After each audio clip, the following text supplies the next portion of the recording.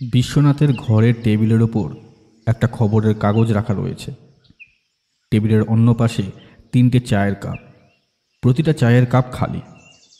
কাপের একদম তলায় সামান্য কিছু চা অবশিষ্টাংশ পড়ে রয়েছে। তা দেখেই বোঝা যায় মাত্র কিছুক্ষণ আগে এই 3টে কাপ চায়ে ভর্তি ছিল। সময়টা প্রায় দুপুর, আর এই সময় আমাদের চা খাবার একমাত্র কারণ হলো দাসবাবু। দাসবাবুর এ বাড়িতে আসার পিছনে কিন্তু একটা শক্তপোক্ত কারণ রয়েছে। সেই ব্যাপারটা নিয়ে বিশ্বনাথের সাথে কথা বলার জন্যই তিনি এই প্রায় দুপুরের সময় বিশ্বনাথের বসার ঘরে উপস্থিত হয়েছেন। আজ সকালেই দাসবাবু টেলিফোন করে বিশ্বনাথের কাছে তার আসার কথা জানিয়েছিলেন। সে সময় আমি নিজে বিশ্বনাথের ঘরেই উপস্থিত ছিলাম। টেলিফোন রাখার পরেই বিশ্বনাথকে প্রশ্ন করেছিলাম, এই বিশ্বনাথ, দাসবাবু টেলিফোন করেছিলেন বলে মনে হচ্ছে, নতুন কোনো কেস নাকি? কেস তো একটা আছেই সৌরভ, তবে ঠিক কেসটা যে কী তা দাসবাবু টেলিফোনে কিছুই বললেন না। তিনি একটু পরেই বাড়িতে আসবেন বললেন, তখন জানা যাবে সবটা। এবার বেশ সপ্তাহখানেক হয়ে গেল বলো, বিশ্বনাথ তোমার হাতে কোনো কেস নেই। সৌরভ, কেস তো অনেক আছে, কিন্তু তাতে মাথা ঘামানোর মতো কিছু নেই বলে আমি চট করে যে কোনো কেস হাতে নিতে পছন্দ করি না, তা তো তুমি জানো। সে আমি জানবো না তো কে জানবে বলো তো? এই যে আজ পর্যন্ত কত কেসে তোমার সঙ্গে আমি থেকেছি। হ্যাঁ, এটাও সত্যি যে আমার সাথে তোমার পরিচয় হওয়ার আগেও তুমি বেশ কিছু কেসের সমাধান করেছো। তবে তারপর থেকে কিন্তু আমায় ছাড়া তুমি কোনো কেস একা একা সমাধান করনি। একমাত্র আমি যখন শহরের বাইরে গিয়েছিলাম তখন একটা কেসের কথা বলেছিলে। ওটা একটা চুরির কেস ছিল, ঠিকই বলেছ। ওই একটা কেস ছাড়া আর অন্য কোনো কেস কিন্তু আমি তোমায় ছাড়া সমাধান করিনি। সেক্ষেত্রে তুমি আমার সহযোগী বটে, কারণ তোমায় আমি কখনোই সহকারী বলে মনে করি না। বিশ্বনাথ এই কথাটা মিথ্যে বলেনি। প্রতিবার যখনই কেসের প্রয়োজনে তাকে অন্য কারোর কাছে আমার পরিচয় দিতে হয়েছে, তখনই সে বারবার আমায় তার সহযোগী এবং বন্ধু বলে পরিচয় দিয়েছে। অথচ আমি জানি আমি প্রতিটা কেসে তার সহকারীর কাজ করেছি মাত্র। কারণ বিশ্বনাথ যেভাবে তদন্তে তার সূক্ষ্ম বুদ্ধি এবং অনুমান ক্ষমতা কাজে লাগায়, তার কোনোটাই আমি পারি না। একটা সামান্য জিনিস দেখে বিশ্বনাথ যেভাবে সেটার বিশ্লেষণ করতে পারে, তা আমি আজও করে উঠতে পারিনি। তবে হ্যাঁ, চেষ্টা করে চলেছি সবসময়। বিশ্বনাথের সাথে এইসব কথাবার্তার মধ্যেই একবার হরি এসে ঘরে ঢুকলো। কি একটা কাজে যেন কিছুক্ষণ এদিক ওদিক থেকে তারপর আমাদের সামনে এসে দাঁড়িয়ে বলল, আগে আমার গোলাপ ফুলের চারাটা কাল রাতে কে যেন চুরি করে নিয়ে গেছে। আমি অবাক হয়ে বললাম, গোলাপ গাছের চারা কোথায় ছিল হরি? হরির মুখটা কেমন যেন ছোট হয়ে এসেছে তার গোলাপ গাছের চারা চুরি যাওয়ার জন্য। মনে মনে বেশ কিছুটা আঘাত পেয়েছে সে। ওই পাঁচিলের সামনে উঠোনে লাগানো ছিল, আজ সকালে উঠে দেখি নেই। এই কারণেই আজ সকাল থেকে আকাশ মেঘলা হয়ে আছে, বুঝলে সৌরভ? তোমাদের ওসব কথা রাখো তো। আমার গোলাপ গাছকে চুরি করলে আমি জানি না, কিন্তু আমার কিন্তু গোলাপ গাছ চাই। আমি হাসতে হাসতে বললাম, এ বড় জটিল কেস কিন্তু বিশ্বনাথ। হরির গোলাপ গাছের চারা তোমায় খুঁজে দিতেই হবে, কি বলো? তা ঠিকই বলেছ সৌরভ, এত দামি গোলাপ গাছের চারা এ যে কোনো হিরে মানিকের চেয়েও মূল্যবান। দাদা বাবু, তোমরা আমার গোলাপ গাছ নিয়ে মজা করছো তো? ঠিক আছে, তোমাদের কারো সাহায্য দরকার নেই, আমি নিজেই খুঁজে বার করতে পারবো। হ্যাঁ। বলেই একবার রাগত দৃষ্টিতে আমাদের দিকে তাকিয়ে রান্নাঘরের দিকে চলে গেল। ঠিক তার ঘণ্টাখানেক পরেই ঘরে এসে ঢুকলেন দাসবাবু। বলুন দাসবাবু, কী কারণে এত হন্তদন্ত হয়ে আপনার এখানে আগমন? তার কোনো হেতু কি আমাদের বলা যাবে? বিশ্বনাথ যখন দাসবাবুর সাথে একটু মশকরা করার ভঙ্গিতে কথা বলে, তখন তার কথায় এই ধরনের কথা বলার প্রবণতা দেখা যায়। আপনি মশকরা করছেন বিশ্বনাথবাবু, আর আমি এদিকে কতটা বড় বিপদে পড়ে আছি।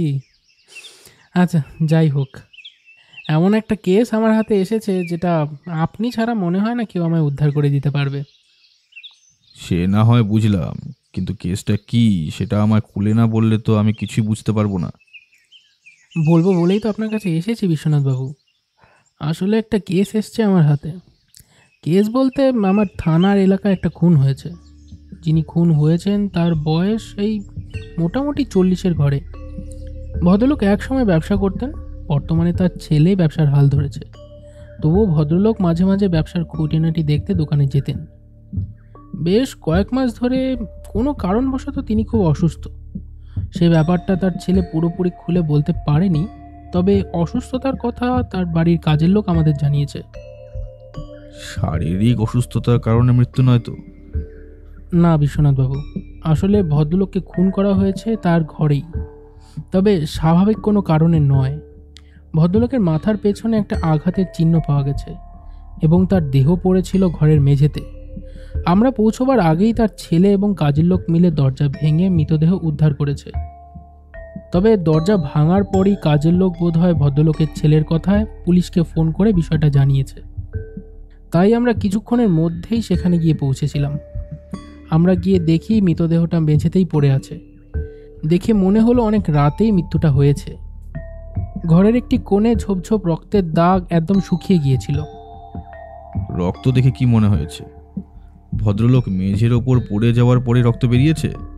মানে রক্তটা কি এক জায়গাতেই ছিল, না চারিদিকে ছড়িয়ে ছিটিয়ে পড়েছিল? না বিশ্বনাথবাবু, দেখে রক্তগুলো মাথা থেকে বেরিয়েছে বলেই মনে হচ্ছে। তাছাড়া আর অন্য কোথাও কোনো রক্তের চিহ্ন আমরা পাইনি। তা পুলিশ কি অনুমান করছে? আর ওই ভদ্রলোকের ছেলেই বা এই বিষয়ে কি বলছেন? ভদ্রলোকের ছেলে আর কাজের লোক বলেছে ঘরের দরজা নাকি ভেতর থেকেই বন্ধ ছিল। ওরা সকালে অনেক ডাকাডাকি করেও কোনো সাড়া পায়নি। তারপরই ওরা দরজা ভাঙতে বাধ্য হয়। আর পুলিশের অনুমান বলতে মৃত্যুটা কিভাবে হয়েছে তা তো আপনাকে বললাম, ওই মাথার পেছনে আঘাত লেগে।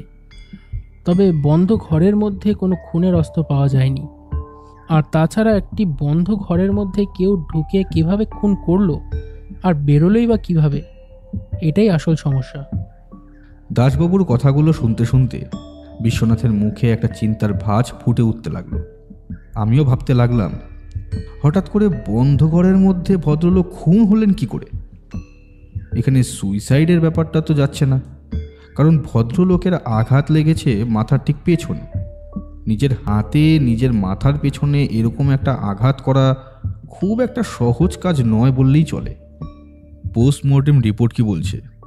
পোস্টমর্টেম রিপোর্ট অনুযায়ী মৃত্যুটা হয়েছে বেশ রাতের দিকে। সে সময় থেকে সকাল পর্যন্ত মৃতদেহটা মেঝেতেই পড়েছিল। তবে ভদ্রলোকের ছেলে থানায় এসে বারবার ব্যাপারটা নিয়ে খোঁজ খবর চালাচ্ছে। ওপর মহলে দু একজনের সাথে তার পরিচয় আছে। ওপর মহল থেকে তাই আমার ওপর একটু চাপ পড়ছে। তাই আমি বাধ্য হয়ে আপনার কাছে এসেছি বিশ্বনাথবাবু। বিশ্বনাথ মুখের সামনে দুটো হাত রেখে একটু ঝুঁকে বলল, বেশ জটিল কেস বলে মনে হচ্ছে। মাথা ঘামানোর মতো বেশ কিছু পাওয়া যাবে। এখন তো সেখানে গিয়ে খুনের কোনো সূত্রই খুঁজে পাওয়া যাবে না, যেহেতু বেশ কয়েকদিন হয়ে গেছে। আচ্ছা, কতদিন আগে ঘটেছে ব্যাপারটা? দিন 7 মতো হলো। তবে খুনের তেমন কোনো সূত্র আমরা এখনো পাইনি, কারণ ভদ্রলোকের ছেলে এবং চাকর মিলে মৃতদেহটি ছুঁয়েছিল। তাই হাতের ছাপ বা অন্য কোনো সূত্র পাওয়ার মতো কিছুই ছিল না। এখন এই কেসটা একটু আপনি দেখুন বিশ্বনাথবাবু। সে না হয় দেখব, কিন্তু মার্ডার স্পটের কোনো সূত্র না পাওয়া গেলে জটিল হয়ে যাবে দাসবাবু। পুলিশ যা খুঁজে পায়নি তা আপনি খুঁজে পাবেন বলেই আমার ধারণা বিশ্বনাথবাবু।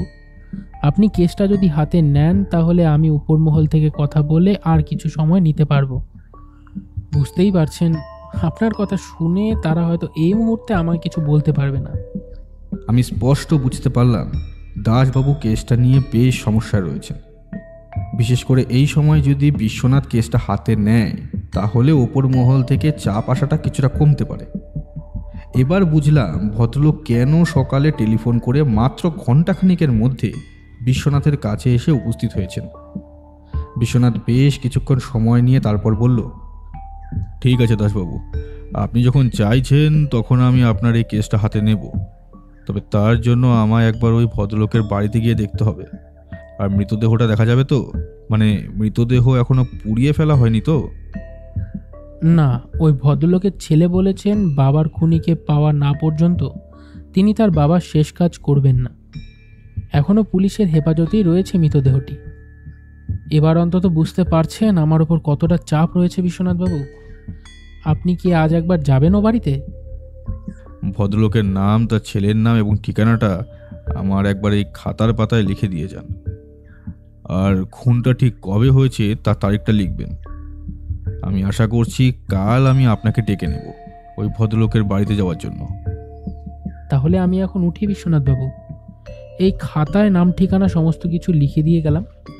কাল কিন্তু আপনি মনে করে আমার সাথে একবার টেলিফোন করে আসবেন। আমি আপনার টেলিফোনের অপেক্ষায় থাকব। নাম ঠিকানা লিখে দিয়ে দাসবাবু বেরিয়ে যেতে আমি বিশ্বনাথের দিকে তাকিয়ে বললাম, বিশ্বনাথ, তুমি তো সবই শুনলে যে একটা বন্ধ ঘরের মধ্যে নাকি ভদ্রলোক মারা গেছেন। তা তোমার কি মনে হয় এটা খুন? দেখো সৌরভ, মার্ডার স্পট ভালোভাবে দেখে কিছু ধারণা না করা পর্যন্ত আমি এ বিষয়ে কিছুই বলতে পারবো না। এখনো পর্যন্ত এটা আমার কাছে সাধারণ একটা কেসটা নিয়ে ভালোভাবে না জানা পর্যন্ত আমি কিছুই বলতে চাইছি না।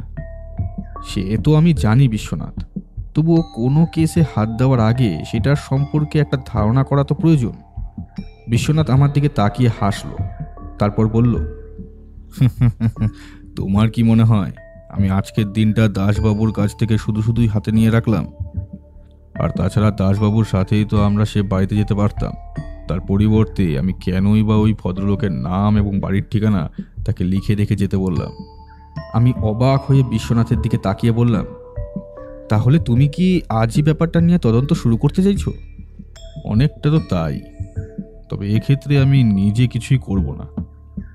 এখন থাক সৌরভ, যথাসময়ে না হয় তোমায় ব্যাপারটা জানাবো। এখন আমায় একটু বেরোতে হবে। ব্যাস হয়ে গেল। কেস হাতে আসতে না আসতেই তোমায় একা বেরোতে হচ্ছে। এই ব্যাপারটা কিন্তু আমার একদম পছন্দ নয় বিশ্বনাথ। বিশ্বনাথ হাসতে হাসতেই বলল, শুধু আজকে সৌরভ, শুধু আজকে। কাল থেকে আমরা এই কেসে যেখানেই যাব তোমায় নিয়ে যাব। চলি। বিশ্বনাথ যখন বলেছে তখন সে সেটা করবেই, তাই আমি আর কথা না বাড়িয়ে আমার ঘরের দিকে চলে গেলাম। বিশ্বনাথের আগের সমাধান করা কেসের সব ঘটনাগুলো পরপর লিখে রাখতে হবে। বিশ্বনাথ ফিরে এলো সন্ধ্যের আগে, তবে আমার সাথে আর কেসের বিষয় নিয়ে কোনো কথা হলো না। বরং একবার সে টেলিফোন করে দাসবাবুকে কাল সকালে এখানে আসতে বলে দিল। তারপর আমার দিকে তাকিয়ে বলল, তাহলে কাল সকালে সন্তোষবাবুর বাড়ি। ভদ্রলোকের নাম সন্তোষ কুমার, তার ছেলের নাম সঞ্জয় কুমার, আর তার বাড়ির কাজের লোকের নাম গোবিন্দ।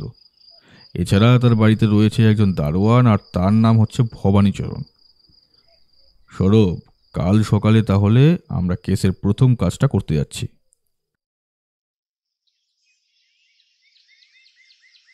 পরদিন সকালে বিশ্বনাথের বলার সময় মতো দাসবাবু পুলিশের জিপ নিয়ে আমাদের বাড়িতে এসে পৌঁছালেন। তারপর সেখান থেকে আমরা গেলাম শহরের প্রায় মাঝামাঝি একটা জায়গায়। এদিকটা যে দাসবাবুর থানার আন্ডারে পড়ে তাই জানতাম না এতদিন। জায়গাটার নাম গৌরীপুর। যে বাড়িতে আমরা গিয়ে পৌঁছালাম সে বাড়িটা দোতলা হলেও আকারে খুব একটা বড় নয়। বাড়ির সামনে একটা দারোয়ান একটা টুলের ওপর বসেছিল। আমাদের দেখে এগিয়ে এসে দাসবাবুর দিকে তাকিয়ে সেলাম ঠুকল। সঞ্জয়বাবু আছেন? ছোটবাবু তো বাড়িতেই আছেন স্যার, আপনি আসুন, ভেতরে আসুন। বলে দারোয়ান গেটটা খুলে দিতেই আমরা তিনজন ভেতরে গিয়ে ঢুকলাম। জিপের ড্রাইভার বাড়ির বাইরে রাস্তার এক পাশে জিপটা দাঁড় করিয়ে সেখানেই বসে রইল। আমরা বাড়ির ভেতর ঢোকার পরেই দারোয়ান দৌড়ে গিয়ে খবর দিল আমাদের আসবার কথা। তার সাথে সাথেই আরও একজন ভেতর থেকে বাইরে বেরিয়ে এলো। তার কাঁধে গামছা দেখেই বুঝতে পারলাম এ হলো সঞ্জয়বাবুর বাড়ির সেই কাজের লোকটি। আপনারা আসুন স্যার, ছোটো দাদাবাবু ঘরেই আছেন, আমি ডেকে দিচ্ছি, আপনারা আসুন। ভেতরে ঢুকে আমরা একতলার বসার ঘরে পাশাপাশি রাখা কয়েকটা চেয়ারের তিনটেতে গিয়ে বসে পড়লাম। আমি এদিক ওদিক তাকিয়ে ঘরের চারদিকটা লক্ষ্য করতে শুরু করলাম। ভবানী ততক্ষণে দোতলায় উঠে সঞ্জয়বাবুকে ডাকতে চলে গেছে। একটু পরেই সঞ্জয়বাবু সিঁড়ি দিয়ে বেশ হন্তদন্ত হয়ে নিচের দিকে নামতে নামতে দাসবাবুর সাথে চোকাচোকি হতেই সিঁড়িতে দাঁড়িয়েই প্রশ্ন করলেন, ইন্সপেক্টর বাবু কিছু জানতে পারলেন? আমার বাবার খুনের পেছনে কে বা কারা রয়েছে? দাসবাবু ভবানীকে যে কথাটা বলেছিলেন সেটাই আবার সঞ্জয়বাবুকে বললেন। তাতে ভদ্রলোক একবার একটু সন্দেহের চোখে বিশ্বনাথের দিকে তাকিয়ে কিছুক্ষণ দেখতে দেখতে বলল, আচ্ছা, আপনি কি গোয়েন্দা বিশ্বনাথ সান্যাল, মানে যিনি কিছুদিন আগে পার্ক স্ট্রিটের কাছে একটা খুনের তদন্ত করছিলেন? হ্যাঁ, আমি সেই বিশ্বনাথ সান্যাল। তবে আমি আসলে গোয়েন্দা নই, আমি সামান্য রহস্যানুসন্ধি মাত্র। রহস্য উদ্ঘাটন করাই আমার কাজ। সঞ্জয়বাবু ততক্ষণে নিচে নেমে এসেছেন। আমাদের পাশের একটা চেয়ারে বসতে বসতে ভবানীকে চায়ের নির্দেশ দিয়ে বললেন, আপনার কথা আমি শুনেছি অনেকবার বিশ্বনাথ বাবু, তবে এই ব্যাপারে আপনি কি কিছু সাহায্য করতে পারবেন? মানে আসলে আমার বাবার মৃত্যুটা কিভাবে হয়েছে তা তো আপনি জানেনই। কিছুটা আমি জানি, তবে সবটাই ভাষা ভাষা। এখন আমি সবটাই আপনার মুখ থেকে আরও একবার শুনতে চাই, তাতে আমার কাজ করতে একটু সুবিধে হবে বই কি। আশা করি আপনার আপত্তি নেই। না না, আপত্তি থাকবে কেন? আমার বাবার খনি ধরার ব্যাপারে আপনি সাহায্য করছেন, আর সেখানে আমি আপনাকে সামান্য সাহায্য করতে পারবো না? যেভাবেই হোক আমার বাবার খনিকে খুঁজে বার করতেই হবে। আপনি আমার দিক থেকে সম্পূর্ণ সাহায্য পাবেন সঞ্জয়বাবু, তবে কেসটার সমাধান করতে সময় কতটা লাগবে তা আমি এই মুহূর্তে বলতে পারবো না। সেটা নির্ভর করছে আমাদের তদন্ত কিভাবে চলে তার ওপর।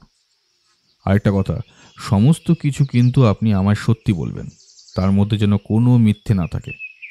আর ভয় বা অন্য কোনো কারণে কোনো কিছু লুকিয়ে রাখবেন না। না বিশ্বনাথ বাবু, আপনার ওপর আমার পুরো ভরসা আছে। যতটা আমি আপনার ব্যাপারে শুনেছি তাতে মনে হয় হয়তো আপনি আমার বাবার খনিকে ধরিয়ে দিতে পারবেন। আপনি আর একবার পুরো বিষয়টি বিশ্বনাথবাবুকে খুলে বলুন সঞ্জয়বাবু। এখন থেকে এই কেসটা বিশ্বনাথবাবু নিজেই দেখবেন। আমাদের জন্য চা নিয়ে ভবানী এরই মধ্যে এসে পড়েছিল। সবাই একটা করে চায়ের কাপ তুলে নেওয়ার পরে সঞ্জয়বাবু বলতে শুরু করলেন, বেশ কয়েক মাস ধরে বাবার শরীর ভালো যাচ্ছিল না। আসলে বাবার হার্টের একটা সমস্যা চলছিল তো প্রায় 2 বছর ধরে। তো এইমাত্র মাসখানেক আগে থেকেই হয়তো সেই ব্যাপারটা রীতিমতো বাড়াবাড়ি রকমের শুরু হয়েছিল। তবে ডাক্তার আশ্রয় দিয়েছিলেন যে ঠিকমতো ওষুধ আর চিকিৎসা চলতে থাকলে খুব একটা সমস্যা হওয়ার কথা নয়। একটা বড় অপারেশন করার কথাও তিনি বলেছিলেন। সেটা করলে বেশ কয়েক বছরের জন্য নিশ্চিন্ত হতে পারা যেত। তবে তার আগেই তো এই সমস্ত কিছু হয়ে গেল। আমার বাবা বলে মিথ্যে কথা বলবো না, তবে আমার বাবা ছিলেন একটু রাগী প্রকৃতির। সত্যি বলতে কি, মানে বদরাগী ধরনের। কারোর ওপর রাগ হলে তাকে দু কথা শুনিয়ে দেওয়ার জন্য ভাবতেন না, আর মাঝে মাঝে খারাপ ব্যবহার করে বসেছিলেন অনেকের সাথেই। বাবার এই স্বভাবের জন্য ব্যবসা খুব ভালো না চললেও ওই কোনো রকমে মোটামুটি চলছিল। তাই আমি একটু যখন বুঝতে শুরু করলাম, তখনই বাবার কাছ থেকে ব্যবসার দায়িত্বটা নিয়ে নিই, আর আমি নিজের হাতেই ব্যবসা সামলাতাম। আর তাতেই মোটামুটি ভালোভাবে দাঁড় করিয়ে ফেললাম ব্যবসাটা। কিসের ব্যবসা আপনাদের? মশলাপাতির ব্যবসা। অনেক ধরনের গুঁড়ো মশলা যেগুলো রান্নার কাজে ব্যবহার করা হয়, সেগুলো আমরা জাহাজে করে অন্য জায়গা থেকে আনাই। সেগুলো কিন্তু আসলে থাকে গোটা। বিভিন্ন ক্ষেত্রে সেগুলো আমরা গোটাই বিক্রি করি, আবার মাঝে মাঝে সেগুলো ভাঙিয়ে গুঁড়ো করে আমরা বিভিন্ন ছোট ছোট দোকানে সাপ্লাই করে দিয়ে থাকি। সমস্ত কাজটা আপনি নিজেই করে থাকেন? না না, এই কাজের জন্য আমার বেশ কয়েকজন লোক রয়েছে, তারাই সমস্ত ব্যাপারটা দেখাশোনা করে। আমি বলতে পারেন পুরো বিষয়টা পরিচালনা করি। তবে বেশ কিছুটা লাভের মুখ কিন্তু ব্যবসায় এখনই দেখতে পাচ্ছি। আপনার বাবার তো তাহলে বেশ কিছু শত্রু থাকতে পারে, বিশেষ করে এই ব্যবসার জন্য, আর তাছাড়া আপনার কথায় তার অভদ্র ব্যবহারের জন্য। এই ব্যাপারটা আপনার মনে হয় না? দেখুন, বাবার ব্যবহার যে খুব একটা ভালো ছিল তা তো নয়, তবে এর জন্য ব্যবসায়িক ক্ষেত্রে বেশ কিছু শত্রু থাকতে পারে। তবে বাবার জন্য কিন্তু কোনোদিন কোনো ক্ষতি হয়নি কারোর। বিশেষ করে ব্যবসার ক্ষেত্রে ক্ষতি না হলে আমার মনে হয় না কেউ বাবার সাথে শত্রুতা করতে পারে। আচ্ছা, তারপর বলুন। বাবা ঘরের মেঝেতে চিত হয়ে পড়ে আছেন, আর মাথার পেছন থেকে রক্তের ধারা বেরিয়ে মেঝে ভাসিয়ে দিচ্ছে। তার চোখের দৃষ্টি একবার দেখেই বোঝা যায় যে তার দেহে আর প্রাণ নেই। আমি কিছু সময়ের জন্য স্তম্ভিত হয়ে দাঁড়িয়ে থাকার পর ভেতরে গিয়ে বাবার শরীরের ওপর হাত রেখে বুঝতে পারি আমার ধারণাই সত্যি। তারপর ভবানী কাকাকে দিয়ে পুলিশে টেলিফোন করাই, এবং তারপর তো পুলিশ আসে। মানে এই পুলিশ ইন্সপেক্টর এসে সমস্তটাই দেখে গেছেন। সঞ্জয়বাবু থামতেই বিশ্বনাথ কিছুক্ষণ চিন্তিত মুখে সঞ্জয়বাবুর দিকে তাকিয়ে রইল। তারপর বলল, যেদিন আপনার বাবা খুন হয় সেদিন রাত্রে আপনার বাবাকে শেষবার কে দেখেছিল? আপনি?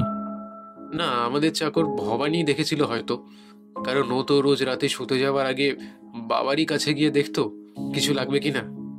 আর সকালে উঠে সেই ঘরের মধ্যে থেকে তার মৃতদেহ পাওয়া গেল, তাই তো? কিন্তু সেটাই বা কি করে হয়? একটা বন্ধ ঘরের মধ্যে বাইরে থেকে কেউ এসে তাকে খুন করে চলে গেল, সেটা তো সম্ভব নয়। আচ্ছা, আপনি কি ঘরটা একবার দেখতে চান? মানে আমার মনে হয় দেখলে হয়তো আপনার কিছু সুবিধা হতে পারে। সে তো দেখবই, তবে তার আগে আরও একটা ব্যাপার জানা প্রয়োজন সঞ্জয়বাবু। হ্যাঁ, বলুন কি ব্যাপার। আপনার মৃতদেহ দেখে কি মনে হয়েছিল? মানে এটা নয় তো যে আপনার বাবা কোনোভাবে মেঝেতে পড়ে গিয়ে মাথায় আঘাত পেয়ে তারপর মারা যান? গোটা ব্যাপারটাই একটা দুর্ঘটনা। এই আপনি কি বলছেন বিশ্বনাথবাবু? পোস্টমর্টমে স্পষ্ট বলেছে কোনো ভারী কিছু দিয়ে আঘাত করে তার মাথায় ওরকম আঘাত সৃষ্টি হয়েছে। আচ্ছা বেশ, আরেকটা কথা, আপনার বাবার ঘর থেকে কি কোনো কিছু চুরি হয়ে গেছে? বাবার ঘরে তেমন দামি কিছু তো থাকে না বিশ্বনাথ বাবু, আর টাকা পয়সা বেশিরভাগই আমাদের ব্যাংকে থাকে। ব্যবসার দায়িত্ব আমার হাতে নেওয়ার পর থেকেই আমি বাকি টাকা পয়সা আর সামান্য যা থাকার বাড়িতে সমস্বরে থাকে আমার ঘরেরই আলমারিতে। আর ঘরের আলমারিটা কিন্তু আস্ত ছিল আর তালা বন্ধই ছিল। তবুও একবার আপনার উচিত ভালো করে সমস্ত কিছু দেখে নেওয়া। হ্যাঁ, আপনি ঠিকই বলেছেন। আসলে এই ব্যাপার নিয়ে এতটা চিন্তিত রয়েছি যে অন্য কোনো বিষয়ে ভাববার কথা মাথাতেই আসেনি। তাহলে এবার চলুন ওই ঘরেই যাই, তাহলেই একেবারে দেখা হয়ে যাবে, আর আপনিও ঘরটা দেখে নেবেন।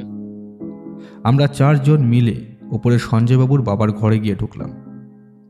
ঘরের দরজাটা যে কিছুদিন আগে ভাঙা হয়েছিল তার একটা প্রমাণস্বরূপ দরজার দুপাশে কাঠ লাগিয়ে আবার সেটা দাঁড় করানো হয়েছে। আমি লক্ষ্য করলাম সঞ্জয়বাবু যখন ঘরের তালা খুলছেন তখন বিশ্বনাথ ভালো করে দরজাটা লক্ষ্য করতে লাগলো। সঞ্জয়বাবু দরজাটা খুলে দিতেই আমরা 4 জন, মানে আমি, দাসবাবু ও সঞ্জয়বাবু ঘরের ভেতরে ঢুকলাম। এই ঘর থেকে কোনো কিছু বাইরে বার করা হয়নি তো? না বিশ্বনাথ বাবু, সেদিন পুলিশ মৃতদেহ নিয়ে যাওয়ার পরে আমি একবার কাঠমিস্ত্রি ডেকে ঘরের দরজাটা আবার নতুন করে লাগিয়েছিলাম। আর তাছাড়া ঘরের আর কোনো জিনিসপত্রতে তো আমরা কেউ হাত দিইনি। মানে আপনি বলতে চাইছেন খুনের দিন ঘরের জিনিসপত্র যেটা যেখানে ছিল সেটা আপাতত সেখানেই রয়েছে? এই ব্যাপারে আপনি সম্পূর্ণ নিশ্চিত? হ্যাঁ বিশ্বনাথ বাবু, কারণ আমি চেয়েছিলাম বাবার খুনের তদন্তটা ভালোভাবেই হোক, তাই যাতে পুলিশের সাহায্য হয় তাই আমি এদিকটায় বিশেষ নজর রেখেছি। এবং এই ঘরে তালা দেওয়ার পর ঘরের চাবি সবসময় আমার কাছেই থাকতো। আমরা ঘরের ভেতরে ঢুকে দেখলাম একটা বিছানা আর তার পাশে জানালা, বিছানার পাশে একটা টেবিল, ঘরের ভেতর আলমারি, আয়না, আলনা এবং একটা বইয়ের তাক রয়েছে। বিশ্বনাথ ঘুরে ফিরে ঘরের চারিদিকে দেখতে দেখতে একবার জানলার কাছে গিয়ে দাঁড়ালো, তারপর বলল, এই জানালা দিয়ে তো কারোর ভেতরে আসার কোনো সম্ভাবনা নেই। আচ্ছা সঞ্জয়বাবু, এই ঘরে ঢোকার কি আর অন্য কোনো রাস্তা রয়েছে? না বিশ্বনাথ বাবু, এই ঘরে ঢোকার আর কোনো রাস্তা নেই। একমাত্র দরজা ছাড়া এই ঘরে আর ঢোকা যাবে না। তাহলে খুনিকেই দরজা দিয়েই ভেতরে আসতে হয়েছে, আর এই দরজা দিয়েই বাইরে বেরিয়ে যেতে হয়েছে। কিন্তু তা কি করে সম্ভব? আমি নিজেই এই ঘরে দরজা ভেঙেছি আর তারপর এই ঘরে ঢুকেছি। বিশ্বনাথের চোখে মুখে একটা চিন্তার ভাঁজ ফুটে উঠল। বিশ্বনাথ যখন খুব গভীরভাবে কোনো কিছু চিন্তা করে তখন তার মুখে আমি এরকম একটা ভাব দেখতে পাই। বিশ্বনাথবাবু, আপনি কেন বারবার বলছেন যে খুনি বাইরে থেকে ভিতরে এসেছে? মানে এখানে তো সঞ্জয়বাবু নিজেই বলছেন যে তিনি দরজা ভেঙে ভেতরে ঢুকেছিলেন, আর বন্ধ দরজার ভেতর থেকে কারোর তো বাইরে বেরিয়ে যাওয়া সম্ভব নয়। কোথাও একটা সাধারণ ব্যাপার আমরা লক্ষ্য করতে পারছি না দাসবাবু, আর সেই ব্যাপারটাই হয়তো। চলুন সঞ্জয়বাবু, আমার দেখা শেষ, এবার চলুন নিচে গিয়ে একবার আপনার বাড়ির কাজের লোকটির সাথে কথা বলি। সঞ্জয়বাবু নিজের হাতে ঘরের তালা বন্ধ করে চাবি নিজের পকেটে রাখলেন। তারপর আমরা সবাই নিচে নেমে এলাম। বিশ্বনাথ সিঁড়ি দিয়ে নিচে নামতে নামতে হঠাৎ সঞ্জয়বাবুকে প্রশ্ন করল, আচ্ছা সঞ্জয়বাবু, আপনি ওই ঘরের ভাঙা দরজাটা যখন সারিয়েছিলেন তখন ঘরের ভেতরের দিকে কলকবজা, ছিটকিনি কিংবা হাতল ওগুলো কি বদলেছেন না আগেরটাই আছে? এরকম একটা প্রশ্নে সঞ্জয়বাবু প্রথমে কিছুটা অবাক হয়ে গেলেও পরে নিজেকে সামলে নিয়ে বললেন, দেখুন, আমি আগেই বলেছি যে বাবার মৃত্যুটা নিয়ে আমি বেশ চিন্তিতই ছিলাম, তাই এই দরজার কাজকর্ম গোটা ব্যাপারটা আমি নিজের সামনে দাঁড়িয়ে থেকে করিয়েছি। আর তারপরে ঘরের দরজায় তালা দিয়ে চাবি আমার কাছেই রেখেছি। এই দরজার কলকবজা, ছিটকিনি, হাতল কোনো কিছুই বদলানো হয়নি, আগেরগুলোই রয়েছে। কথা বলতে বলতে আমরা বাড়ির চাকর ভবানীর কাছে চলে এলাম। বিশ্বনাথ ভবানীকে জিজ্ঞেস করলো, তুমি এই বাড়িতে কত বছর ধরে রয়েছো ভবানী? তেমনভাবে তো হিসাব করতে পারবো না বাবু, তবে প্রায় বছর 10 বেশি তো হবেই। এত বছরে তুমি নিজের দেশের বাড়ি কখনো যাওনি? দেশের বাড়ি তো মাঝে মাঝেই যেতাম, তবে এখন আর না গেলেও চলে। কেন এখন আর না গেলেও চলে কেন? আমার মেয়েটা আর আমার বউ গেল মাসে মাত্র কয়েকদিনের জ্বরে মরে গেল বাবু। এখন আর সেখানে গিয়ে কি করব আমি? তুমি কখন তোমার স্ত্রী মেয়ে মারা যাওয়ার পর দেশের বাড়িতে যাও? আমার কাছে পরদিনই খবর চলে এসেছিল, তবে যেতে পারিনি। আমি যখন গেলাম তখন সবটা শেষ। কেন যেতে পারোনি কেন? এই কথার উত্তর দিলেন সঞ্জয়বাবু। বললেন, আসলে বাবার তখন শরীর খুব একটা ভালো যাচ্ছিল না, তাই বাবাই ওনাকে যেতে বারণ করেছিল। তবে বাবা যদি জানতেন ব্যাপারটা এরকম হবে, তাহলে হয়তো ওনাকে যেতে দিতেন। ভবানী কাজের গামছাটা দিয়ে চোখ মুছতে মুছতে বলল, আমার বউটা, আমার মেয়েটা সবাই চলে গেল বাবু। আর এখন এখন বড় বাবু চলে গেলেন। আমি আর এখানে থেকে কি করব? আমিও ভাবছি দেশের বাড়িতেই চলে যাব। তুমি যাবে কেন? এই তো সঞ্জয়বাবু রয়েছেন, উনি তো তোমায় এখানে একটা ব্যবস্থা করেই দিয়েছেন বলে মনে হয়। তাহলে আর দেশের বাড়ি গিয়ে কি করবে? না বাবু, আর এখানে আমার ভালো লাগছে না। কেমন যেন মনটা দেশের জন্য উদাস উদাস করে। হ্যাঁ, দেশের বাড়িতেই চলে যাব আমি, এখানে আর থাকবো না। তা বেশ, চলে যেও। আচ্ছা ভবানী, যেদিন তোমার বড়বাবু মারা যান সেদিন শেষবার তাকে কে দেখেছিল? তুমি? হ্যাঁ বাবু, ছোট দাদাবাবু শুয়ে পড়ার পর আমি একবার বড়বাবুর ঘরে গেছিলাম, তার কিছু লাগবে কিনা ও দেখার জন্য। আর ওই বড়বাবুর রাতের ওষুধও ছিল, সেটা মনে করিয়েও দিয়েছিলাম। তারপর আমি যখন বেরিয়ে চলে আসি তখন বড়বাবু নিজের হাতে দরজা বন্ধ করে ঘুমাতে চলে গেলেন। বেশ। আচ্ছা সঞ্জয়বাবু, আমরা তাহলে আজকের মতো উঠি। যদি প্রয়োজন হয় আরও একদিন আপনার বাড়িতে আসব, তবে আশা করি তার প্রয়োজনটা হয়তো হবে না। আর আপনি চিন্তা করবেন না, আশা করি আমি আপনার বাবার খুনিকে ধরে ফেলতে পারবো। তবে হ্যাঁ, একটা কথা আপনাকে বলে দিতে পারি। শুধু সঞ্জয়বাবু নয়, আমি আর দাসবাবু দুজনেই বিস্ময় হয়ে বিশ্বনাথের মুখের দিকে তাকালাম।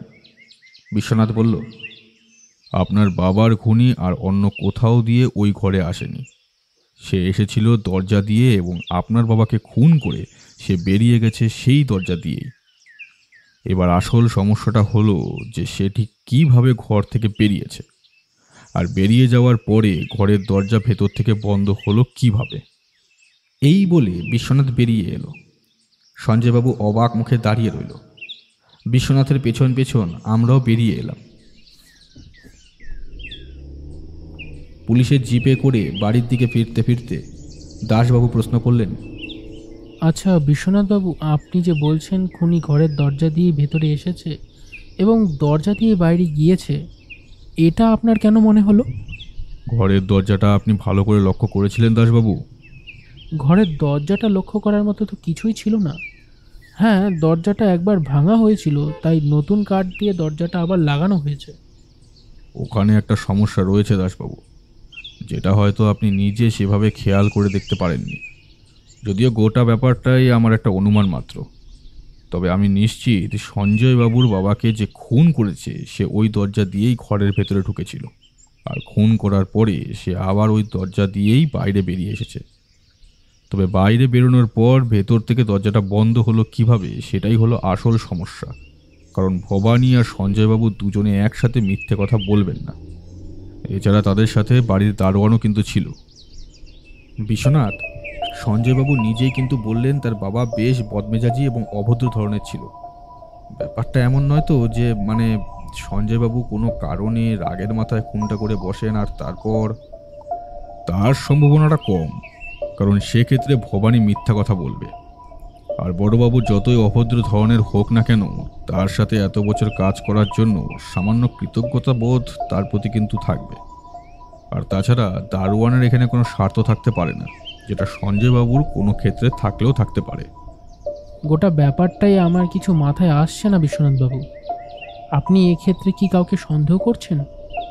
সন্দেহ আমার প্রথমে হয়েছিল সঞ্জয়বাবুর বাবার কোনো ব্যবসায়িক শত্রু থাকতে পারে কিনা এই বিষয়ে। তবে এই দিকের খোঁজ খবরটা আপনাকে নিতে হবে। আর তাছাড়া আমিও কিছু খোঁজ খবর এর মধ্যে নিয়ে ফেলব।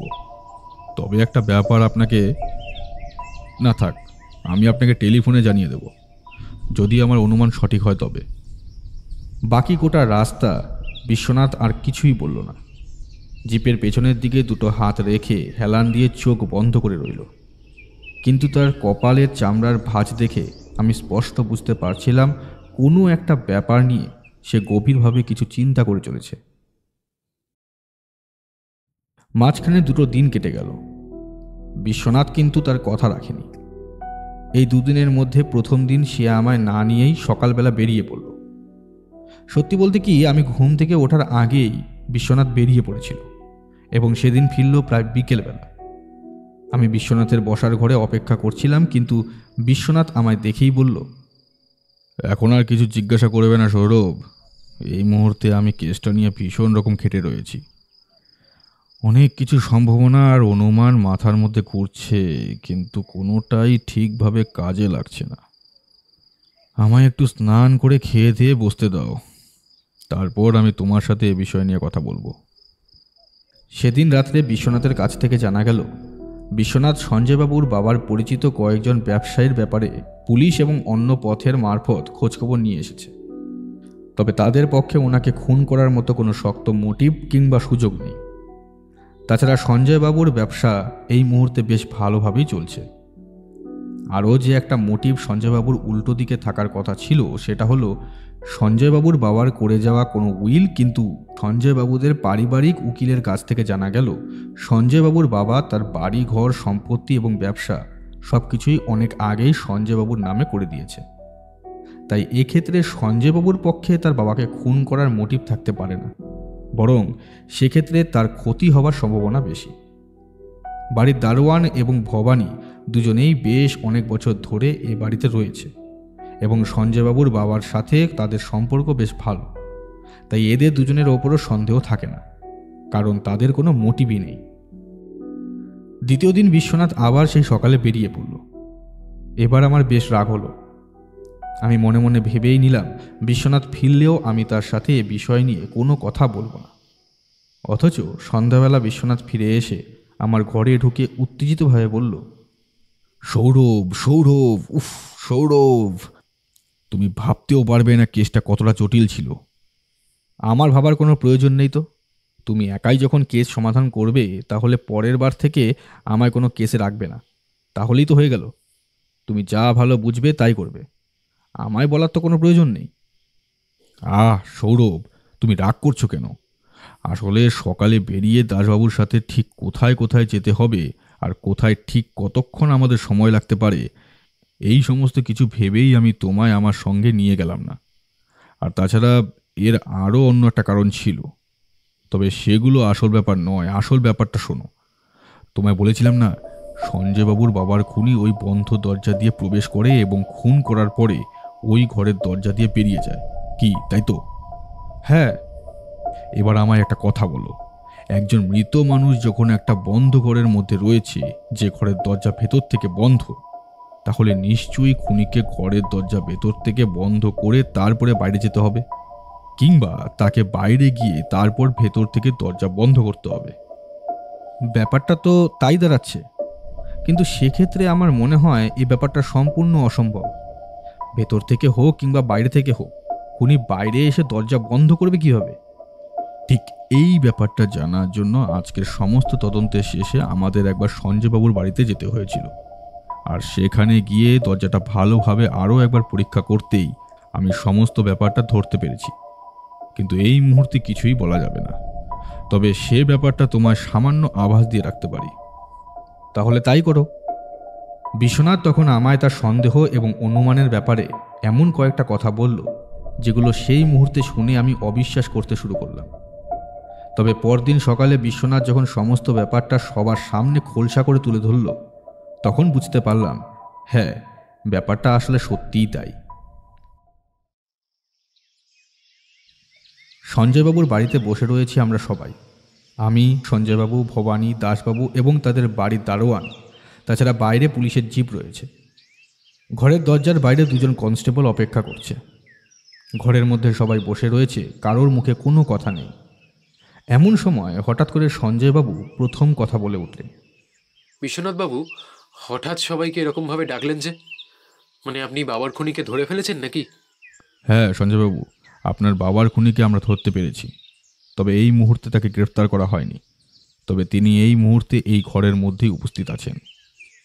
সঞ্জয়বাবু চমকে উঠলেন যেন, তারপর বললেন, কিন্তু এই ঘরে তো আপনারা ছাড়া আমরা তিনজন, মানে এই বাড়ির লোকই রয়েছে।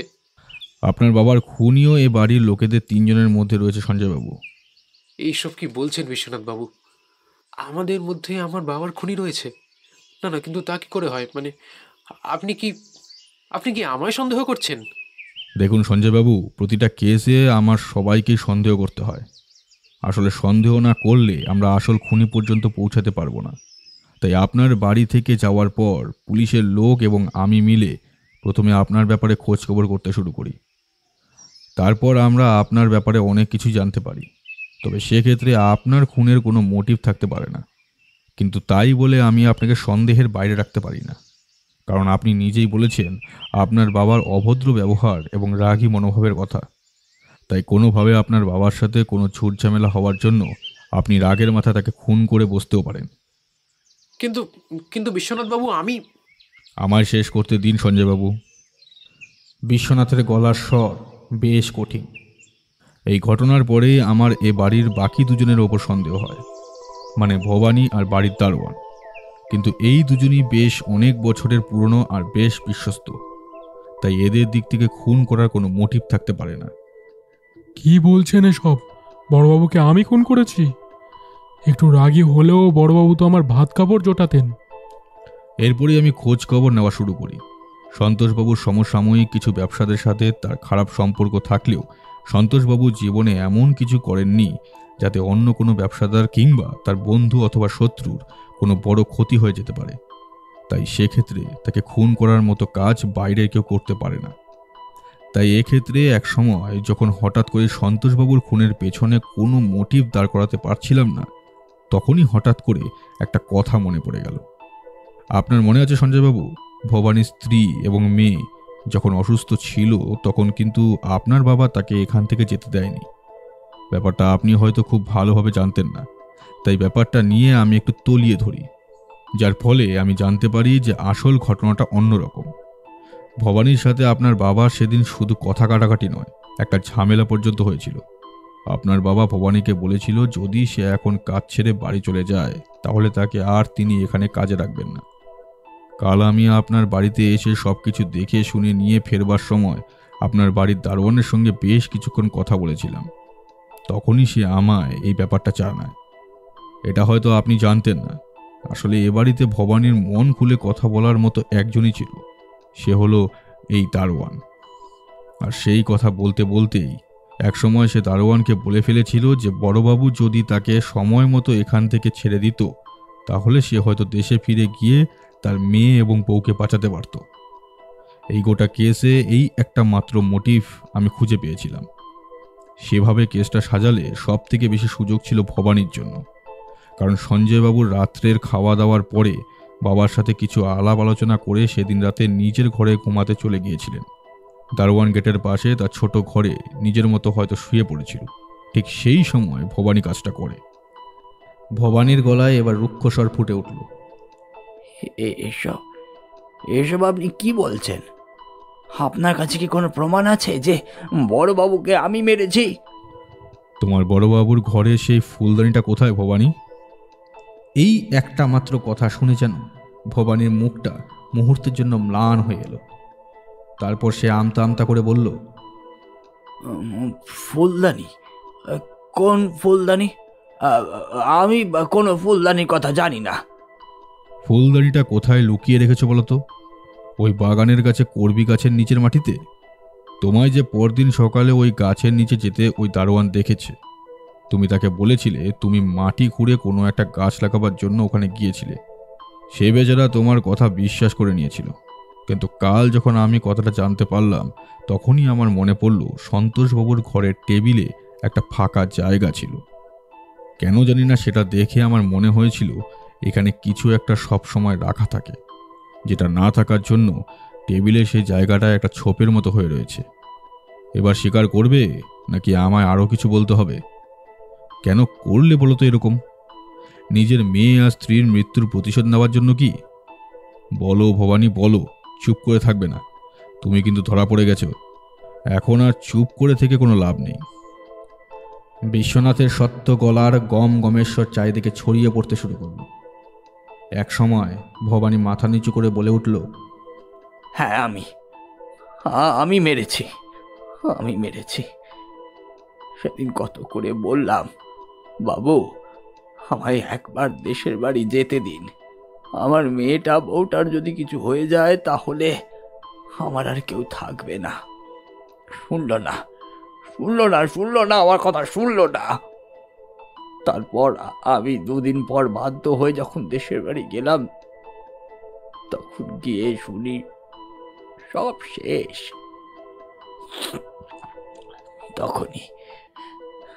তখনই আমি মনে মনে ভেবে রেখেছিলাম যে এর প্রতিশোধ আমি নেব।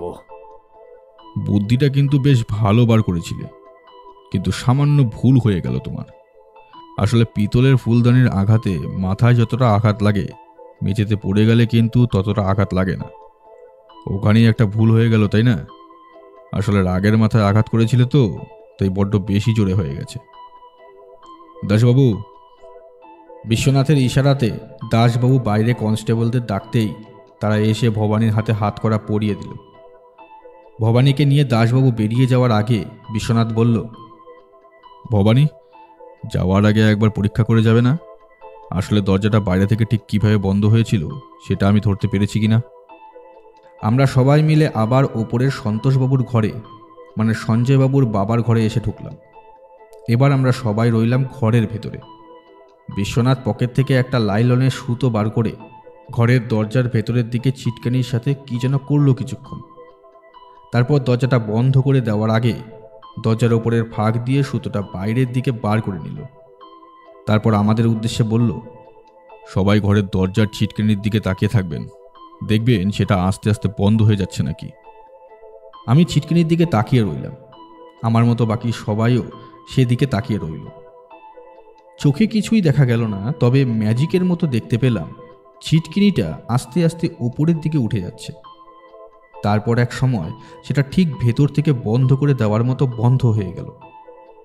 বিশ্বনাথ এক সময় বলে উঠল, ম্যাজিক শেষ, এবার দরজা খুলে দিন।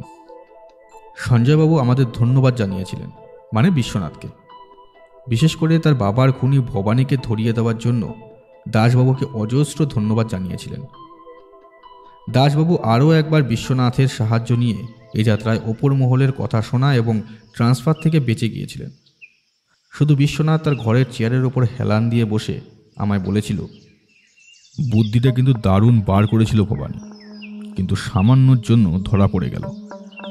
আমি হাসতে হাসতে বলেছিলাম, ভবানী কখনো ভাবতেও পারেনি তাকে ধরার জন্য স্বয়ং বিশ্বনাথ সান্যালকে আসতে হবে। যদি সেটা ভাবতো তাহলে হয়তো আরো শক্ত কোনো প্ল্যান বার করতো, কি বলো? বিশ্বনাথ আর আমি দুজনেই একথায় হেসে উঠলাম। আর এর মাঝে হরি আমাদের হাসি শুনে রান্নাঘর থেকে এই ঘরে এসে বলল, এতে হাসার কি হলো দাদা বাবু? তোমার গোলাপ গাছের চারার চুরি করার লোক পাওয়া গেছে, মানে যে চুরি করেছে। হরি অবাক হয়ে বলল, কই, কোথায়? একবার ব্যালকনি দিয়ে নিচের দিকে তাকিয়ে দেখো। হরি বিশ্বনাথের কথা শুনে ব্যালকনিতে গিয়ে নিচের দিকে ঝুঁকে তাকিয়ে বলল, ও বাবা, এই যে হরির চিৎকার শুনে আমি নিজে উঠে ব্যালকনির দিকে এগিয়ে যেতে লাগলাম, হরির গোলাপ গাছের চারা কে চুরি করেছে তা দেখার জন্য। আমাদের পেছন থেকে বিশ্বনাথ আবার হা হা করে হেসে উঠল।